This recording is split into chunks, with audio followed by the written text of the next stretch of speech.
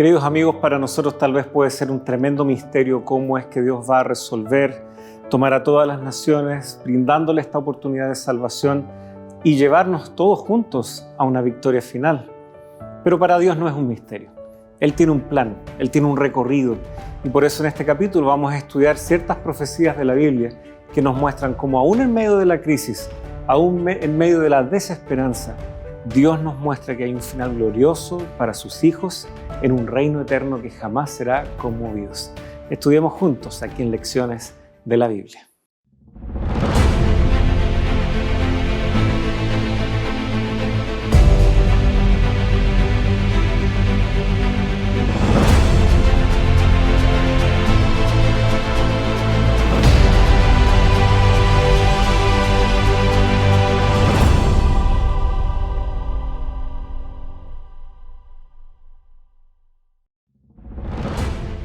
Estén quietos y conozcan que yo soy Dios. Exaltado seré entre las naciones, enaltecido seré en la tierra. Salmos, capítulo 46, versículo 10. Ya ha pasado una semana, queridos amigos, el tiempo realmente pasa demasiado rápido, pero eso es bueno porque volvemos a estar junto a ustedes. Es un privilegio regresar y poder estudiar juntos en estos diálogos, en estas lecciones de la Biblia. Como siempre ya, ustedes lo conocen, el pastor Eduardo Franco gentilmente está con nosotros una vez más, así que pastor, bienvenido. Muchas gracias, pastor Pablo. Un saludo afectuoso a quienes están ahí en su hogar o donde sea que nos estén acompañando. Una alegría siempre poder abrir la palabra de Dios con ustedes. Así es, y queridos amigos, vamos a orar invitando sin duda al propio autor de la palabra de Dios a que el Espíritu Santo también participe, se haga presente y esté también en nuestros corazones. Vamos a orar. Padre amante que estás en el cielo, acudimos a ti una vez más en oración para agradecerte, para reconocer también tu grandeza en nuestras vidas, para entender también que tenemos un tremendo privilegio que es abrir tu palabra y escuchar tu voz. Guíanos, Señor, en este ejercicio para que tengamos un oído atento, un corazón dispuesto y que tú también puedas formar parte de este diálogo, siendo tú que entrega la palabra definitiva, correcta, la que estamos también necesitando. Lo pedimos en el nombre de Jesús. Amén. Amén. Muy bien, la semana pasada, en el capítulo anterior, anticipábamos que estos serían dos bloques, primera y segunda parte. Estamos justamente todavía entonces con el desafío de desarrollar esta idea de las naciones. Por un lado, naciones guiadas, como veíamos en el capítulo anterior, bajo una rebelión, pero al mismo tiempo, como Dios levantó a una nación, les dio sus leyes, sus estatutos, y como tristemente aún esa nación también se desvió. Por lo tanto, pareciera que queda una pregunta, una interrogante que se hace sentir de manera natural, que ahora, o sea, si las naciones se montaron en rebeldía y la nación también le da la espalda a Dios, ¿qué le queda a Dios entonces ahora ante este escenario? Sí, gracias por la pregunta. Me da pie para mostrar un elemento. Ya se están acostumbrando que estoy trayendo cada vez alguna cosita. Aquí tengo yo una herramienta. Esta herramienta en particular es de mi hijo Eloy. A él le gusta la computación, aunque es jovencito aún, está recién entrando en ciencia media.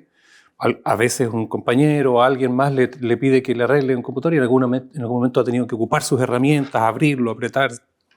Y porque justamente una herramienta se ocupa cuando los maestros que hacen las casas, los trabajos en las casas, tienen un dicho muy, muy particular y coloquial. Dice, aquí hay que entrar a picar, dicen, ¿no?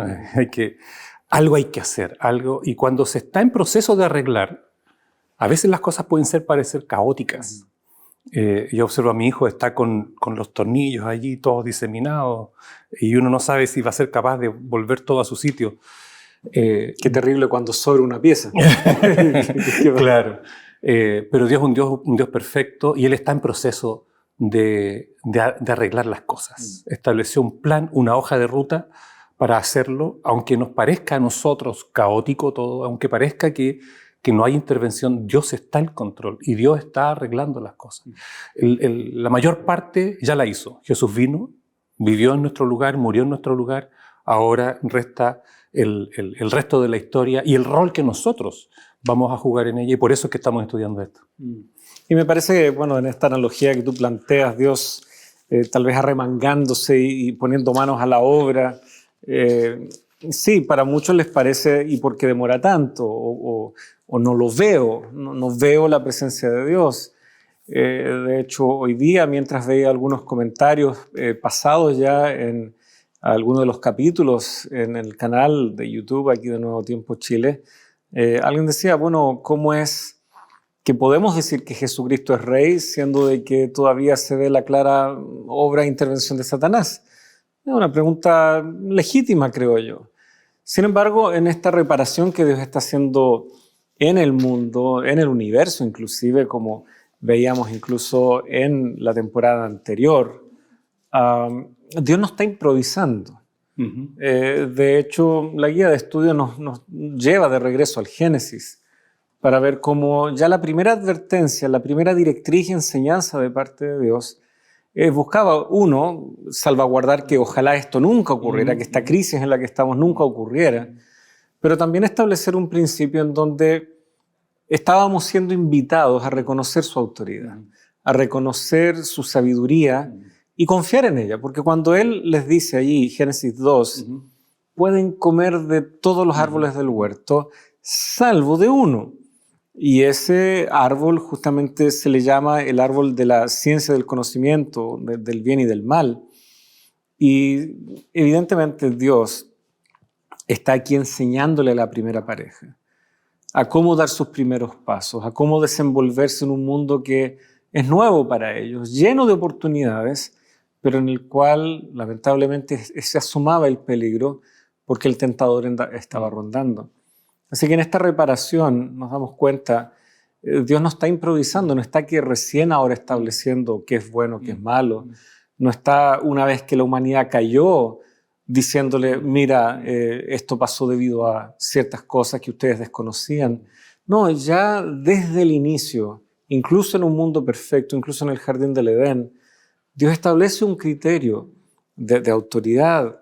Él es proactivo respecto a este problema que podría asomarse, pero ahí está también nuestra decisión. Y me parece que sumándole a esta analogía, ¿qué pasaría si el computador no quiere ser reparado?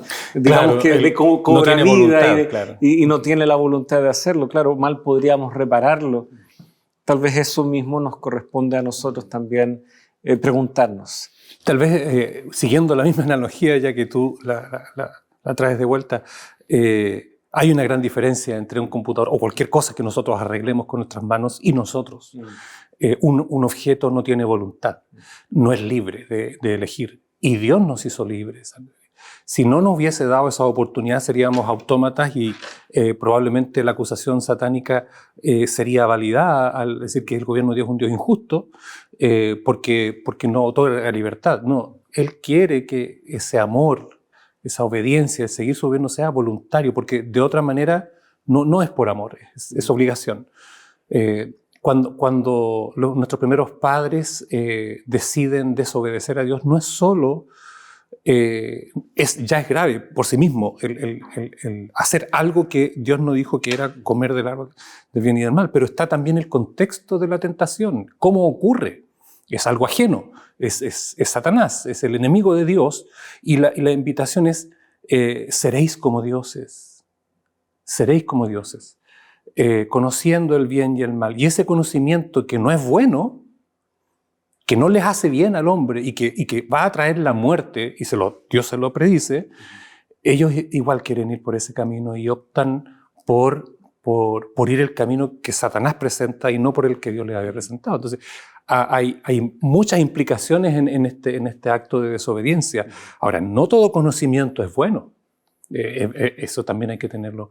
Porque este es un conocimiento que no es solo intelectual, no es que solo se iban a informar en una revista de qué se trataba. Ellos iban en la realidad a desobedecer a Dios en la práctica, e iban a comer de aquello que no tenían que hacerlo, a entrar en un conocimiento que no es bueno para ellos. El conocimiento del mal experimentalmente no es bueno. Ninguno de nosotros quiere que nuestros hijos conozcan la experiencia de drogarse, por decir algo. ese conocimiento no es bueno. Lo queremos evitar a toda costa. Dios también quería que el hombre evitara, también por su propia elección, seguir su consejo de no avanzar en una dirección que era nociva para él. Hay algo que se repite a veces, la gente dice, bueno, es que no podemos vivir en una burbuja. Evidentemente, tú ya has hecho alcances a Juan 17, estamos en el mundo pero no somos del mundo. Creo que ya nos hemos dado cuenta de eso. Esa burbuja se reventó ya hace un tiempo. Pero bien hacemos en justamente resguardar el no tener que experimentar y gustar el trago amargo de lo que el mal ha hecho en esta vida. Por lo tanto, me parece que ese refrán hay que leerlo y decirlo con cierto cuidado. Incluso como padres a veces lo tenemos que recibir con cuidado. Porque hay quienes, casi como consejo, oiga, pero no críes a tu hijo en una burbuja. Sí y no. Lo debo proteger, lo puedo proteger. Pero también una forma de protegerlo es cuando es apropiado y él está con una cierta madurez, plantear los desafíos que el mundo sin duda va a colocar en su camino. Y esto es lo que también está haciendo Dios. Sí. Hay un bien, hay un mal. Yo les aconsejo, por ningún motivo conozcan el mal. Van a morir. ¿Qué es eso? Tal vez primera vez que escuchaban la palabra, ¿no es cierto? Sin embargo, todo eso busca establecer este criterio, que en el contexto de lo que estamos dialogando, ¿no? Dios y las naciones, habríamos sido un planeta, inclusive, porque Adán y Eva habrían finalmente poblado todo el mundo, en perfecta armonía. Habríamos sido un planeta, más que una nación, habríamos sido todo un planeta, en gozo, en armonía con Dios y sus principios. Nunca habríamos conocido la muerte, nunca habríamos conocido el mal, esa rebelión nunca habría estado, y sin embargo, habríamos igual aprendido. Alguien piensa, no, el árbol del conocimiento, Dios nos quería ocultar. No, Dios se presenta como alguien que enseña. Tú habías enfatizado esa idea ya. Enseña a su pueblo, envía sus preceptos y enseñanzas. Eso va, ¿no es cierto?, por la línea de lo que significa la palabra Torah, la ley, son las enseñanzas, son sus instrucciones. Cosas que valen la pena aprender. Y eso Dios lo hace a lo largo del Antiguo Testamento. Es algo que luego los apóstoles también van a hablar acerca de cómo la sabiduría de Dios también es inteligible para nosotros que pedimos discernir las cosas espiritualmente. Pablo va a explorar eso ahí en 1 Corintios 2. O sea, Dios no está en contra de que conozcamos, pero qué terrible que nosotros prefiramos conocer cosas, como tú decías, que solo nos dañan, que solo nos hacen mal. Por lo tanto, aquí tenemos un gran principio que no podemos pasar por alto. Tal vez cerrando esa idea por mi parte, antes de pasar a la siguiente, solo dos ideas. Sin lugar a dudas, los límites son positivos y por algo el Señor en su sabiduría nos dio los mandamientos que son limitaciones. Son limitaciones sobre en qué contexto se experimenta la sexualidad. Pasarse de esos límites nos hace daño. El límite de la propiedad y así, el límite de nuestras palabras. Y traspasar esos límites no es bueno para nosotros. Vivir dentro de esos límites es la protección para nuestra felicidad. Y por otro lado, sobre el conocer, se me viene a la mente el uso que se hace también en los evangelios de esta palabra. ¿Qué es la vida eterna? Es conocer a Dios. Dios quiere que le conozcamos a Él. No el mal nos va a hacer daño. Pero sí hay un conocimiento que es deseable y bueno para nosotros, que es conocerlo a Él. Y eso es lo que estamos haciendo ahora, abriendo su palabra también. Así es. Y bueno, muchos asocian esta idea de Dios y las naciones o qué ha de suceder en el mundo. Y si Dios existe, entonces ¿por qué pasan estas cosas en el escenario mundial? En donde hay guerras, en donde hay desastres. Bueno, no somos los primeros en hacernos estas preguntas. Daniel, el capítulo 2, nos presenta también un gran rey, el rey Nabucodonosor, que justamente estaba en el lecho, ahí en su cama, luchando también con estas ideas. Él estaba en la cúspide de su reinado, de sus logros. Su imperio era el que dominaba toda la región. Y aún así uno podría pensar, teniéndolo todo, estaba lleno de incertidumbres y Dios tiene una respuesta para eso. Sí. Bueno, Dios le revela curiosamente una visión profética a alguien que no es su siervo escogido o declarado, no ha sido un profeta.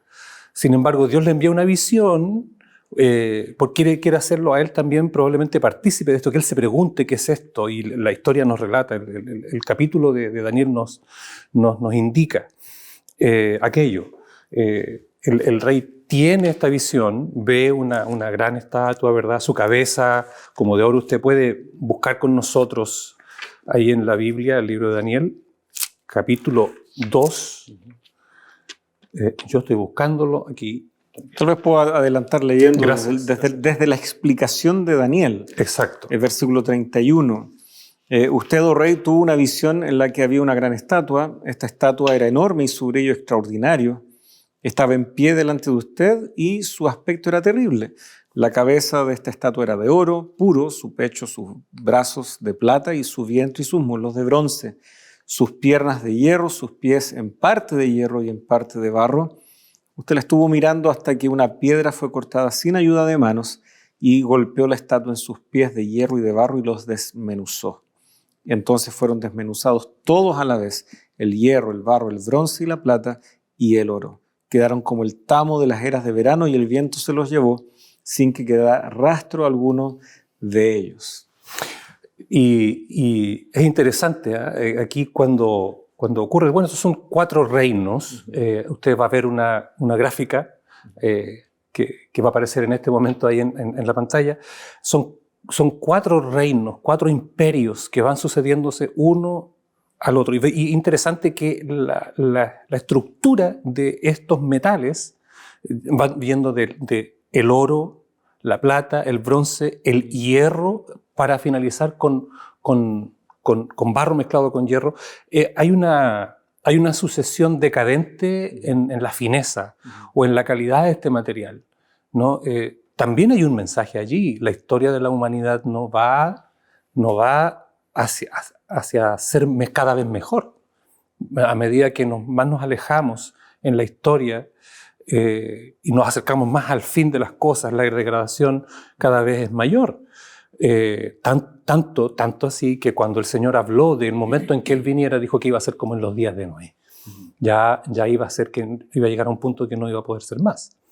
Así que aquí está la historia de la humanidad, la historia política de la humanidad predicha ya en el tiempo que Daniel escribe, ya cercano el año 600 antes de Cristo, el siglo VI. Daniel, recibiendo estas visiones, aquí primero Nabucodonosor, luego a Daniel se le da la interpretación y va a ser un paralelo después con Daniel 7, Daniel 8 y también con Apocalipsis, donde se va repitiendo el escenario donde Dios va revelando el escenario político, las cosas que van ocurriendo. Aquí hay mucho que decir, hay muchas. No vamos a alcanzar seguramente en el estudio de todo este folleto a mirar toda la profundidad de los mensajes que aquí hay.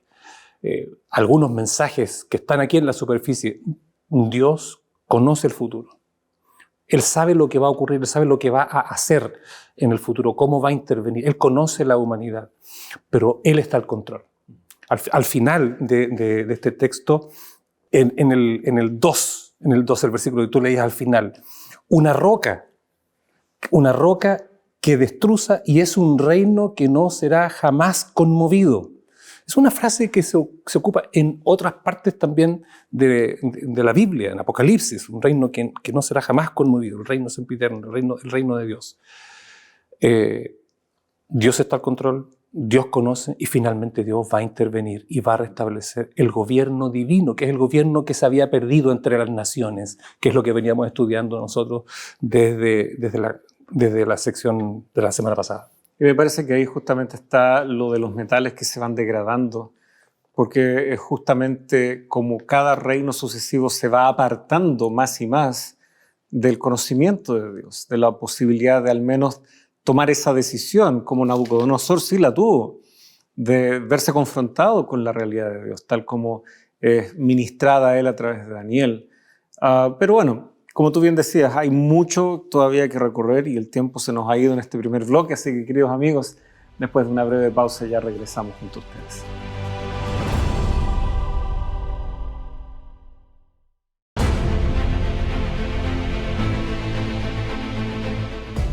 Queridos amigos, grato estar de vuelta junto a ustedes y vamos a hacer un pequeño alto, tenemos todavía mucho que cubrir, pero también es muy importante agradecer la compañía y los saludos que también ustedes nos hacen llegar.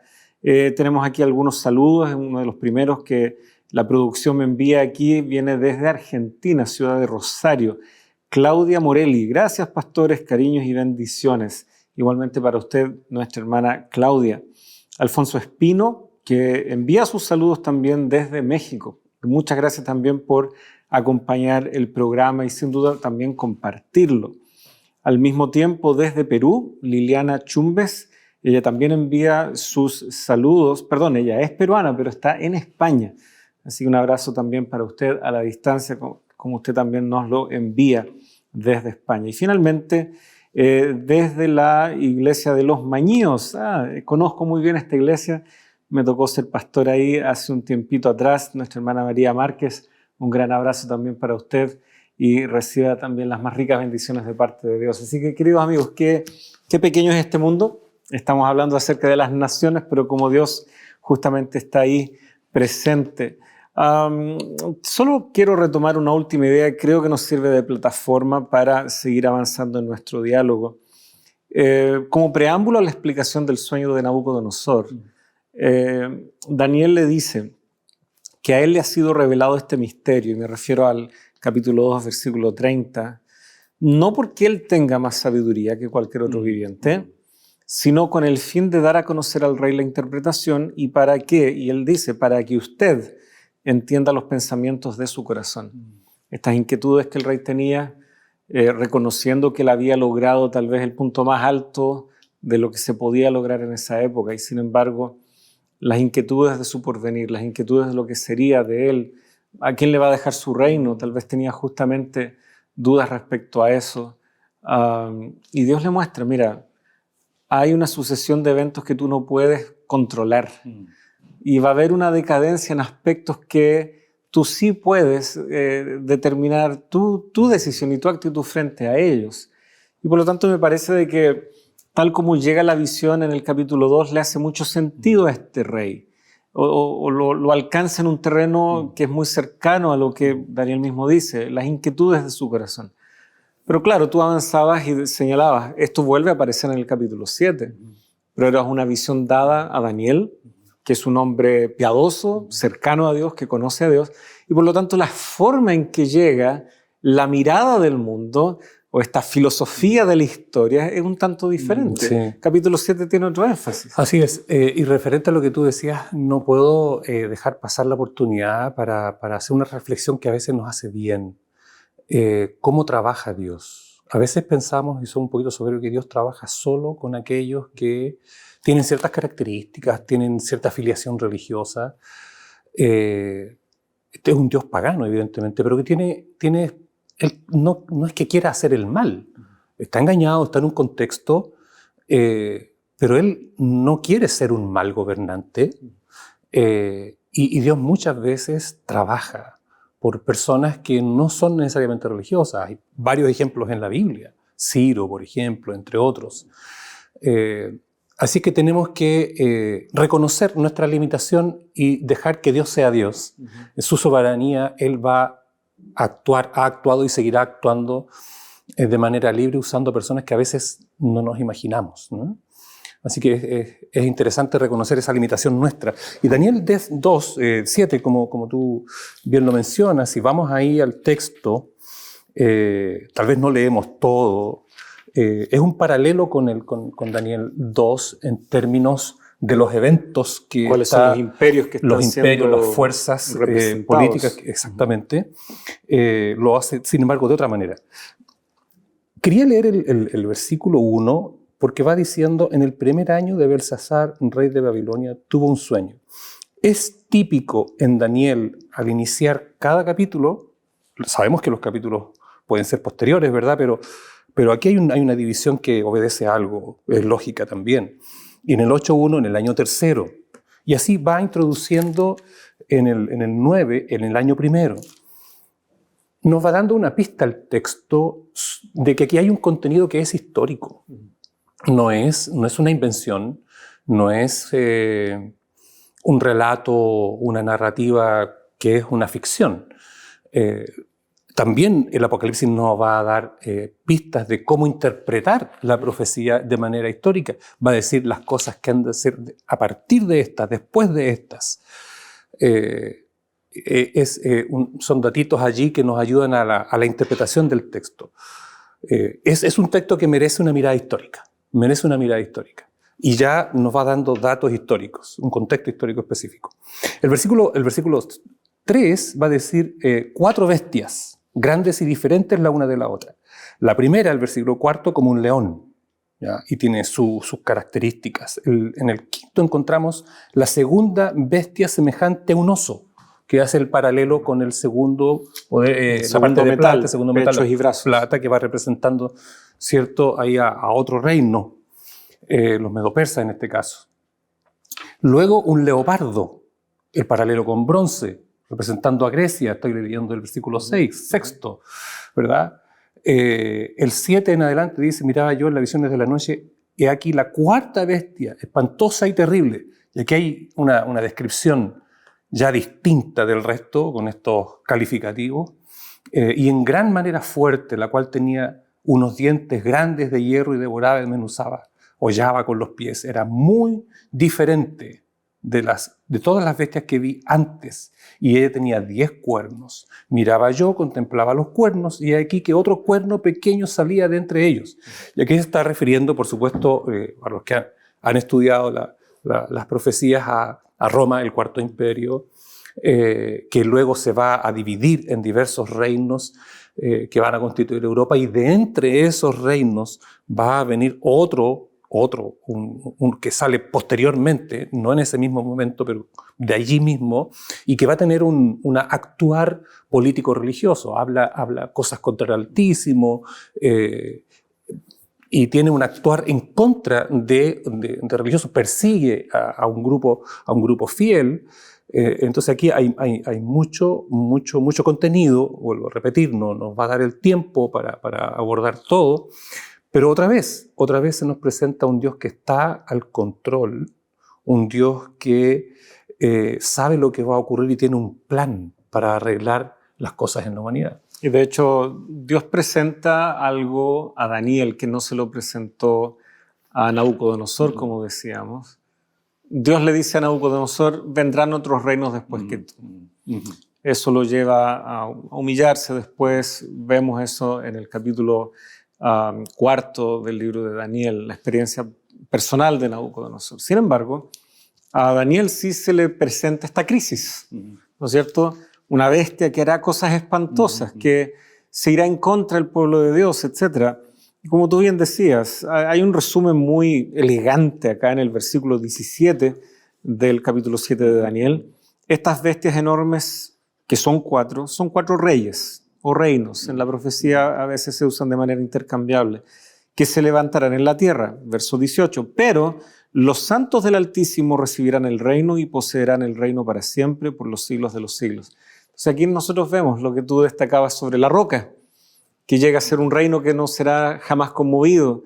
Pues en ese reino, que es de Dios, que Dios lo propicia, Dios lo hace posible, participarán también los santos del Altísimo, que es una referencia a los hijos de Dios, a quienes quieren conformar parte de su pueblo. Por lo tanto, si bien en esta mirada de la historia, en esta filosofía de la historia, con un énfasis un poco más transparente, llamémosle así, porque Daniel tiene una madurez espiritual distinta, Dios le muestra la crisis, Dios le muestra que habrá un problema. Y sin embargo, ante esa posición de las naciones, Dios le dice: pero no te preocupes, porque finalmente Dios saldrá victorioso, y esto significa que los hijos de Dios también participarán de esa victoria.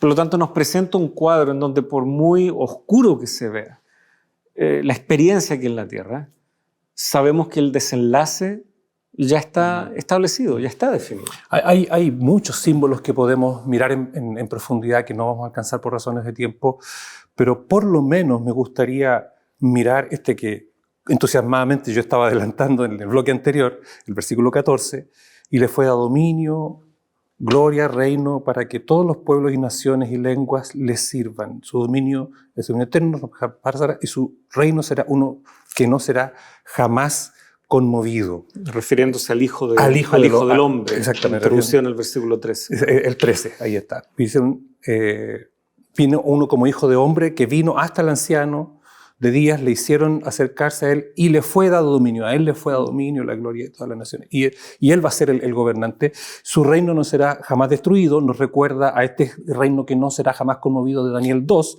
Pero el Hijo del Hombre, en la palabra de Dios, usted puede mirar Juan 8:4, los Salmos, Mateo 16, 27, 24 y Marcos 13, 26, por citar algunas citas en las que Jesús se adjudica el título Hijo de Hombre, ya como el cumplimiento también de profecías del Antiguo Testamento de que Él es el Mesías, Él es el Redentor. Entonces, no nos equivoquemos, que no quepa ninguna duda. El Rey de Reyes, el Señor de Señores, que también va a presentarse en Apocalipsis, es Jesucristo. Él es el que recibe el reino y lo comparte con sus seguidores, con sus hijos, con aquellos que vino a salvar. Y hay otra cosa que él también comparte, y por eso él no solo usa el título Hijo del Hombre, sino que le agrega significado. Porque a la luz de estos pasajes, Hijo de Hombre es alguien victorioso, que hace frente a estas bestias, a estas naciones y las desmenuza, tomando prestado el lenguaje del capítulo 2. Sin embargo, Jesucristo en su ministerio va a usar el Hijo del Hombre, como ya leíamos en una ocasión anterior, para reflejar a aquel que sirve, para aquel que va a ser entregado y entregado a la cruz. Por lo tanto, ese concepto del Hijo del Hombre, ellos no lo habían asociado en general el pueblo judío al Mesías. Sin embargo, Isaías sí trabaja ambos conceptos. Esta idea del siervo como uno tanto que reina como también uno que sufre. Y así hay tantos pasajes que combinan estos elementos. Por lo tanto, participamos nosotros de su reino, de su victoria. Él también participa con nosotros en nuestro sufrimiento, siendo Él el que más ha sufrido. Este Hijo de Hombre que se presenta en los evangelios como uno que sirve al punto de sufrir y morir por nosotros. Esta es una idea radical para muchos en el tiempo de Jesús. Hasta sus propios discípulos lucharon por comprender esta idea. Y sin embargo, será así que Dios va a vencer a las naciones que se han aliado en rebeldía en contra de Él. Es a través de el sufrir, es a través de su muerte vicaria en la cruz. Y como ya se reflexionaba en la temporada anterior, si fuera por poder, por solo ver esta arista, Dios hace así, destruye todo. Pero Él prefirió el camino que significaba compartir nuestro dolor, pasar también por nuestro sufrimiento y ser aquellos que, o formar parte también de esta experiencia que se relata aquí, de ver en la historia cómo se desarrolló tristemente el mal por nuestra propia decisión, pero que ahora tenemos la posibilidad de seguir el rumbo trazado por Jesucristo y de participar también ahora en su reino. Así es. Aquí, solo para mencionar, en Daniel, para los que están leyendo este capítulo o se acercan por primera vez tal vez al texto, hay un estilo literario muy propio, hay muchas características, pero una de las características es que él va avanzando en la profecía, va avanzando en el tiempo, después retrocede, explica más en profundidad y avanza otro poco más. Es un estilo que es muy propio de Daniel. Una recapitulación. Exacto, porque podemos ver nosotros ya en el versículo 23, otra vez comienza a recapitular, la cuarta bestia será, ya había avanzado hasta el gobierno eterno de Jesucristo, pero otra vez vuelve a explicar otros detalles del ministerio de este cuerno pequeño y de esta cuarta bestia, que hablará palabra contra el Altísimo, dice el 25, pensarán cambiar los tiempos y la ley, perseguirá a los santos, pero el versículo 26 otra vez culmina con la victoria del Señor, pero se sentará el juez, le quitarán su dominio, ¿no?, a este cuerno, a este poder, para que sea destruido y arruinado hasta el fin, y que el reino y el dominio y la majestad de los reinos abajo de todo el cielo sea dado al pueblo de Dios y a los santos del Altísimo, cuyo reino es reino eterno, el Altísimo, no sus súbditos, sino el Altísimo, el reino eterno. Y todos los dominios de la tierra le servirán y le obedecerán. Entonces, otra vez culmina con la victoria del Señor, con el Señor que mira cómo está la tierra, está mal, está en decadencia, las naciones han abandonado a Dios, pero Dios está al control y está arreglando las cosas, y finalmente ese proceso de restauración será culminado.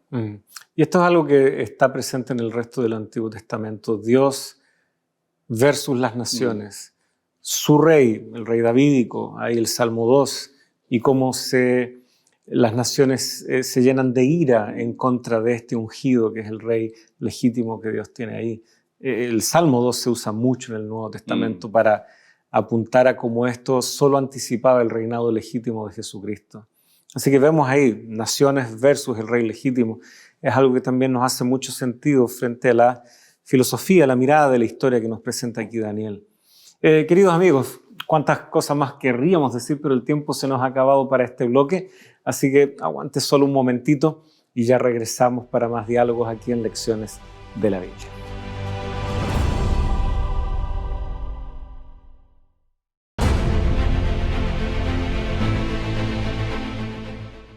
Si eres estudioso de la Biblia, de seguro has encontrado pasajes muy difíciles de entender.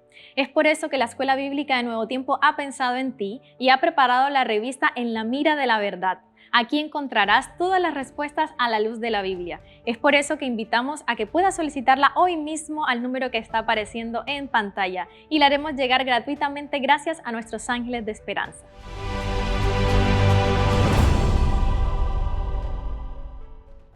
Ya estamos de regreso, queridos amigos, y hemos estado revisando profecías muy amplias, sin duda. Algunos de ustedes las conocen bien, otros tal vez recién están dando sus primeros pasos con estas profecías de la Biblia, pero tienen la intención de justamente mostrarnos cómo Dios ve el mundo y cómo Él lo va guiando hacia una victoria rotunda de su gobierno de amor. Y creo que eso es lo que más vale la pena destacar. Ahora, ya vimos en el capítulo anterior, que era la parte 1 de esto, que Dios también tiene un rol para nosotros, un rol que nosotros podemos cumplir. Y tal vez vamos a ir descubriendo que también en la profecía bíblica, Dios ha apartado también claras indicaciones hacia ese rol que nosotros como hijos de Dios podemos tener ahora. Hay enemigos, están en la forma de estas bestias, pero también en la historia actúa el pueblo de Dios. Y vamos a dirigirnos al libro de Apocalipsis, porque vemos aquí nuevamente a través de este símbolo que ya ha sido introducido, el símbolo de la mujer. Vamos a regresar al capítulo 12 de Apocalipsis, en donde vemos a esta mujer que, fiel a las profecías de Daniel 7, ha sido perseguida y sin embargo ha sido también preservada por parte de Dios. Y aparecen ciertos símbolos, uno para representar la persecución que sufre esta mujer, pero también otro símbolo que se asoma como ayudando a la mujer en algún momento. Es interesante ver un contraste entre estos dos símbolos. ¿Qué está queriendo Juan plantearnos aquí? ¿Qué dinámica se está dando respecto a la mujer y, llamémosle así, las naciones, como es el tema de estos dos capítulos? Bueno, acá tiene el versículo 14 y 15, tal vez lo podemos leer para explicarlo un poquito. Se le dieron a la mujer las dos alas de la gran águila para que volase delante de la serpiente al desierto, en la tierra, donde tiene un lugar para ser sustentada por un tiempo es la mitad de un tiempo, que es una medida de tiempo que se repite bastante en la Biblia y está en Daniel también. Pero aquí el punto es que la serpiente arrojó de su boca tras la mujer agua como un río, y aquí están las aguas, ¿no? Arrastrada por el río. Pero la tierra, donde fue, ayudó a la mujer. Entonces aquí las aguas vendrían a representar naciones, poderes políticos. El dragón quiere perseguir, quiere aniquilar a la mujer, que es la iglesia de Dios. a través del poder político, a través del uso político de la fuerza de las naciones, ¿no? Y ¿por qué no también poder militar, ¿no? Pero la tierra, la mujer, huye a un lugar desierto. Nosotros creemos que en medio de las persecuciones, muchos fieles vinieron a un lugar, al continente nuevo, donde se dispusieron a adorar a Dios en libertad. Y allí fueron ayudados para que la iglesia pueda desarrollarse, ¿no? Así que así creo yo que es más o menos esta interpretación. Hay una transición histórica entre lo que significaba Europa, casi el único lugar en donde el cristianismo había logrado crecer, norte de África sin duda también, y se había extendido también hacia Oriente. La historia de las misiones de la iglesia cristiana es algo muy interesante, a veces desconocemos. También hubo presencia en China, en Japón, etcétera, en siglos pasados, hoy siendo países con índices muy, muy bajos de cristianismo. Pero ya estaba saturado el ambiente ahí en Europa. Y había una opresión. Había una opresión, se veía la dificultad.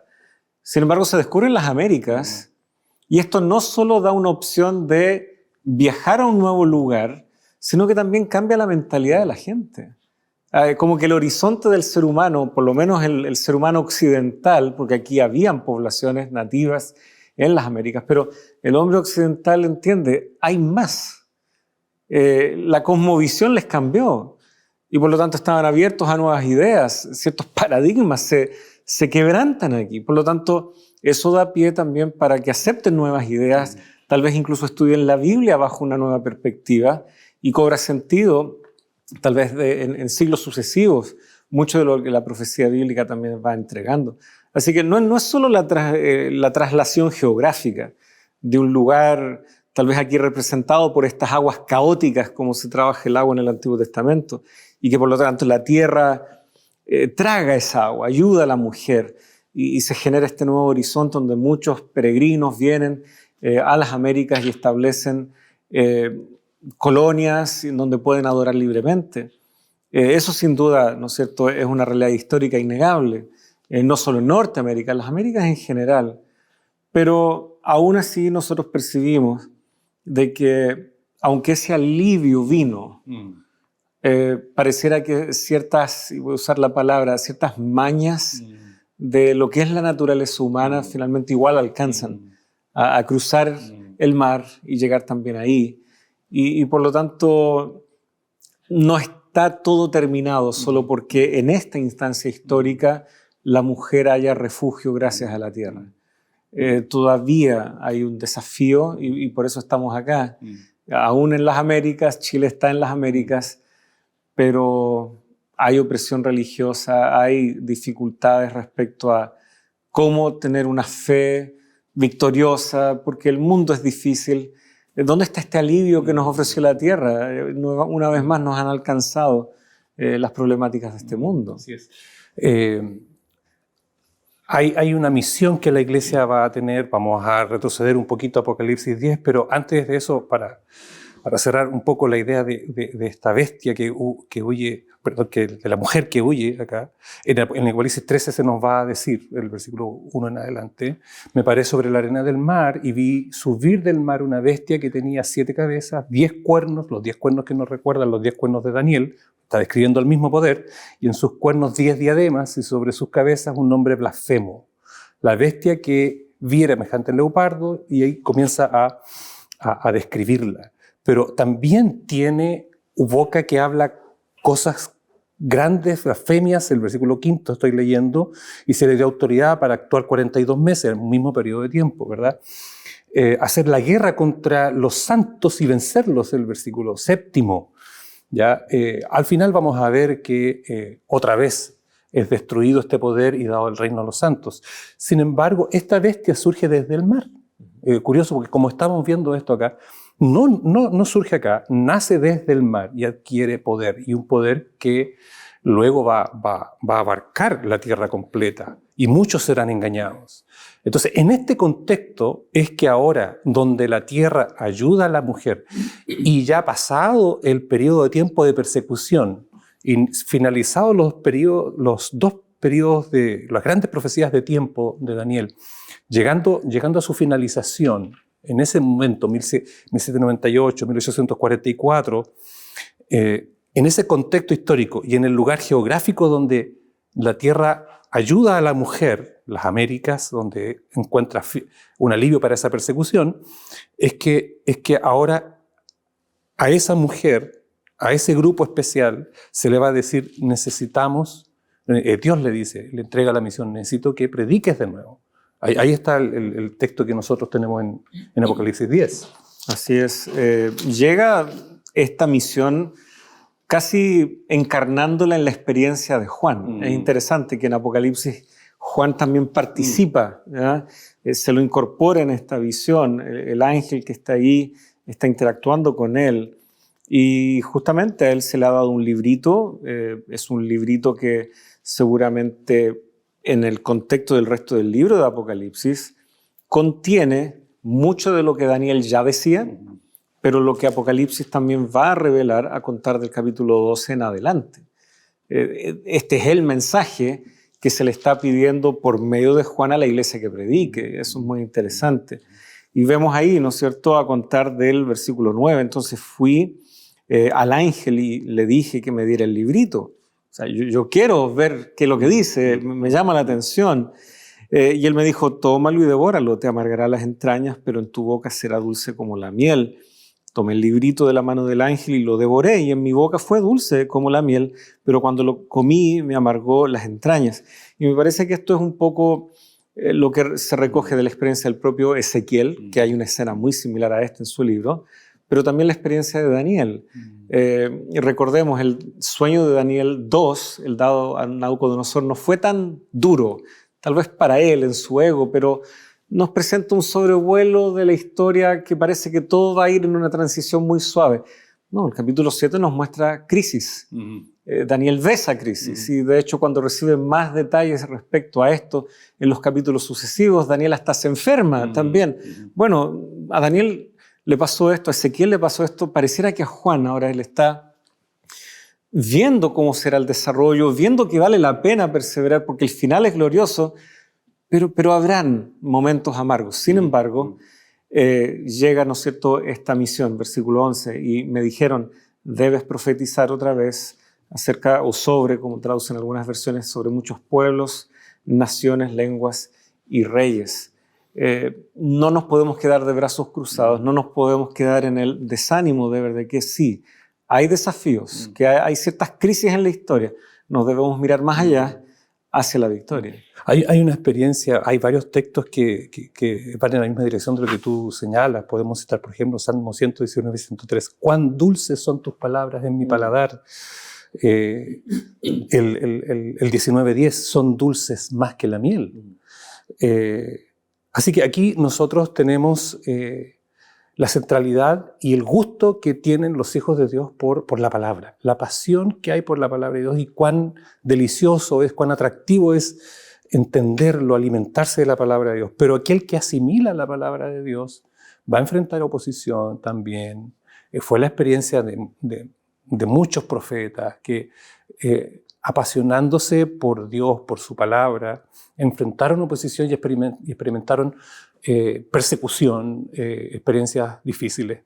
Pero ahí está la promesa del Señor de estar con ellos. Y finalmente la misión es, como dijo Jesús a sus discípulos, es entre lobos. Muchos misioneros fueron martirizados. Muchos encontraron la hoguera, como veíamos en lecciones pasadas. Aquí hay una experiencia dolorosa de aquellos que creyeron que iban a ver al Señor venir y ser rescatados, pero no fue así. Y va a haber más desafíos. Sin embargo, la palabra de Dios sigue siendo dulce y sigue siendo el fundamento. Y es esa palabra la que es llamada a ser predicada una vez más, con una misión mundial. Porque esta misión, para subrayar el 11, me dijo necesario que profetices otra vez más sobre muchos pueblos, naciones, lenguas y reyes. Así que ya esta predicación no tiene que quedarse en ese lugar donde la tierra ayuda a la mujer, es una misión mundial. Y por lo mismo el ángel que desafía a Juan en este sentido tiene un pie sobre el mar, como dice el verso 5, y otro sobre la tierra. Ambos lugares. Ambos lugares, y tierra, mar, involucra todo lo que está, ¿no es cierto?, en este mundo. ¿Ya? Son las dos grandes masas que tenemos, la terrestre y la marítima.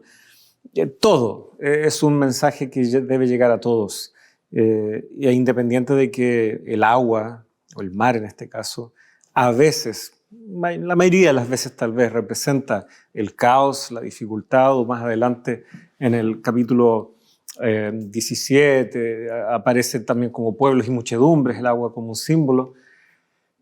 Son todos los que deben y pueden ser desafiados una vez más a creer, ya sea que se identifiquen como parte de ese caos por ahora, pero todavía pueden tomar una decisión, o se identifiquen más bien con la tierra, aquellos que están afables, dispuestos a colaborar con el plan de Dios. Pues bien, el tiempo se nos ha ido yendo, nos quedan solo unos 3 minutos que en realidad nos dan justo como para ir cerrando y haciendo una invitación a nuestros amigos. Sí. Hay algunos elementos que pueden ser, que han sido, ¿no? Como un hilo conductor, un tema que está en todo esto de la profecía. Primero, hay una degradación de las naciones, del mundo, a medida que se va acercando el tiempo del fin. Los reinos han ido en una degradación. La sociedad ha ido degradándose. Otro elemento es que Dios conoce lo que va a ocurrir. Dios puede predecir el futuro porque sabe lo que va a hacer. Él sabe, Él conoce la historia, la ha predicho. Y eso nos tiene que dar una confianza en la revelación. La Biblia no es invención humana. La Biblia es palabra de Dios. Nabucodonosor no tenía cómo conocer exactamente el devenir, ni Daniel, el devenir del futuro político de los imperios en lo sucesivo. Y le da una predicción exacta. Eso es una potente señal para nosotros para creer en la revelación, para creer en la profecía. Y finalmente tenemos este grupo de personas fieles, que ha sido perseguido, que ha abrazado la Biblia, que ha encontrado la belleza de la Biblia y lo dulce que es conocer la voluntad de Dios para nuestra vida. Pero que ha sufrido desafíos, pero que se le entrega una misión, y es una misión mundial. Entonces la invitación, apreciados amigos, es una vez más a comprometernos con la Biblia, que es la palabra de Dios. Tenemos evidencia suficiente de ello. A comprometernos con su mensaje, que es el mensaje de salvación, gracias a Jesucristo, que es el centro también del Apocalipsis, y a aceptar este desafío de predicar, de anunciar a otros el Evangelio eterno, que es un pasaje que también veremos en el futuro aquí en Apocalipsis. Hoy quiero hacer la invitación a tomar esta decisión de comprometernos con Jesucristo, con su palabra y con esta misión evangelizadora al mundo entero. Que el Señor te bendiga y que esa pueda ser también nuestra decisión. Vamos a orar. Amoroso Padre Celestial, gracias una vez más por tu palabra. Gracias por Jesucristo, nuestro Salvador. Gracias porque tú tienes el control de la historia y queremos, Señor, que tú nos gobiernes a nosotros como pueblo y como individuos, y que podamos, Señor, comprometernos con la predicación del Evangelio a todo el mundo. Lo rogamos, Señor, en el nombre de Jesús. Amén. Amén. Muchas gracias, queridos amigos. Hemos recibido esta invitación de comprometernos, pero también reciban la invitación de encontrarnos la próxima semana aquí en Lecciones de la Biblia.